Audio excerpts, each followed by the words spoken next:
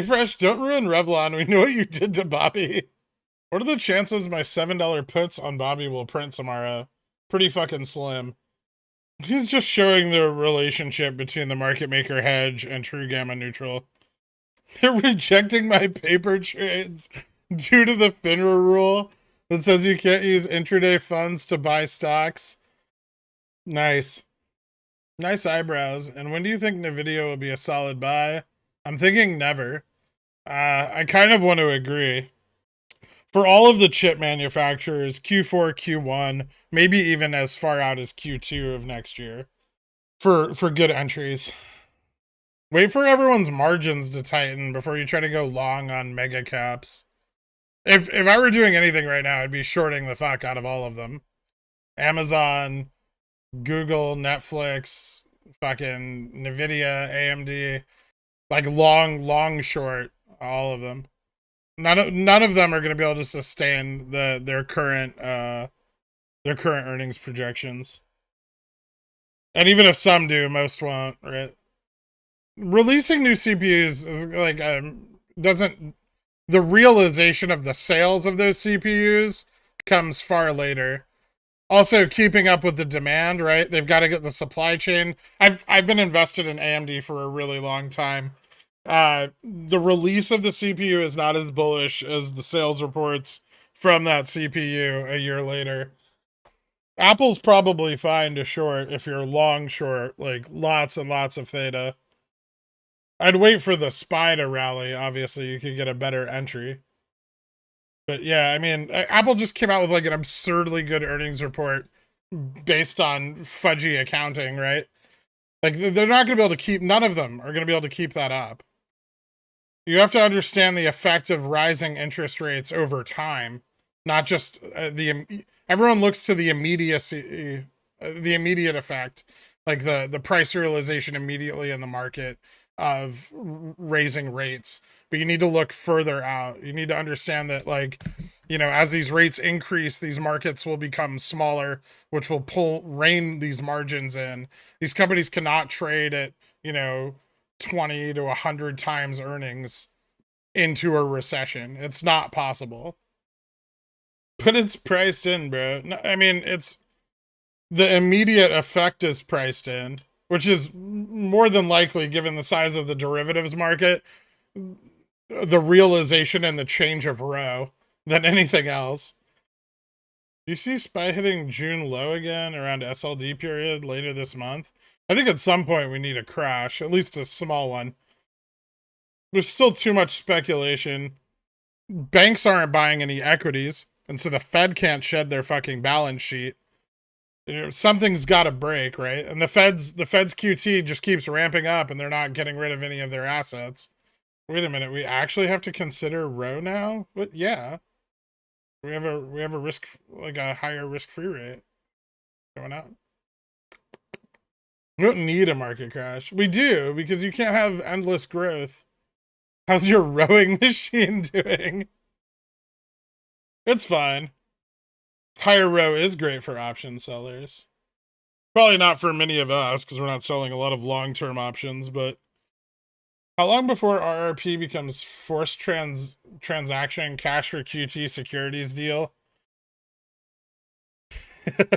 It already should be one, right? Yeah, they're going to continue to just take advantage of reverse repo instead of actually going out in the market and buying equities with all their fucking massive piles of liquidity. They'll just stuff it into RRP every night. Why would you buy stocks, right? But because of that, we've got an illiquid, volatile market, and the Fed doesn't want to destroy the market by selling off huge numbers of securities because there's no buyer, right? So that's just going to crash everything. It's an interesting stalemate, I'll say that much. I mean, their only option is to slowly reduce the RRP yield, right? Probably into like next year, to try to get the banks buying equities again. They keep raising the limits of RRP because they don't want inflation to skyrocket. So it's in the Fed's interest to have markets cool before QT. No, it's kind of in their interest to have markets rally into whatever QT they can do at the top, which is kind of what the soft landing's all about, right? It's just like, you know, you let the market rally on little to no news, right? And then you dump QT at the top, which brings it down, you know, and then, you know, you say some dovish shit and bring it back up.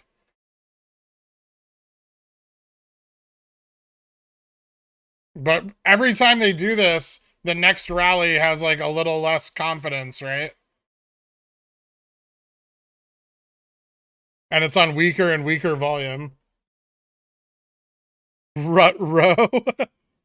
We're gonna do row jokes all day. I just signed up for Fubo's ultimate plan. It didn't do anything for the ticker. No.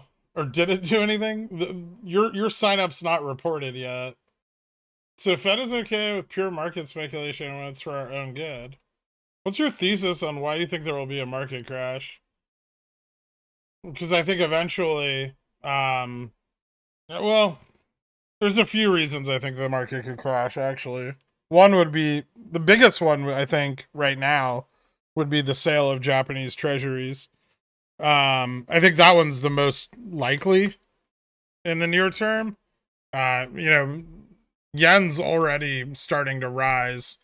And if yen short squeezes, like, the Nikkei's... I don't think Japan can sustain... How do I want to put this? I don't think Japan can sustain such high inflation margins for much longer. They're gonna have to they're gonna have to pin the yen, and if they do, it's gonna squeeze it, and they're gonna have to sell off their like U.S. treasuries. It's very low right now, but it's rising. Yeah, you can put puts on Japan. You would go long on the yen, short Nikkei, which I currently am. You can use ETFs. You can trade it on Forex. Dr. Cyborg, welcome to Dillionaire, man. Thank you so much. The other thing that could cause a crash would probably be, the next most likely thing is a second spike in oil due to production not meeting demand, which would happen into like end of Q3 this year. And we're already seeing supply not meeting expectations in OPEC's report, because that's gonna spike inflation again into end of Q4, probably Q1. And then we also have, you know, compounding QT, which ramps up today in September, and then ramps up again in January. It doubles again in January. On top of everything else, you know, the Fed is massively behind on the shedding of its balance sheet. So I think all three of those, some combination of any two. You know, right now Japan's got like a PMI of like 26%, and their CPI is like pinned at 2. It's unsustainable. And the new guy they added at Bank of Japan, I forget his name. He's really pushing for them to shed US treasuries.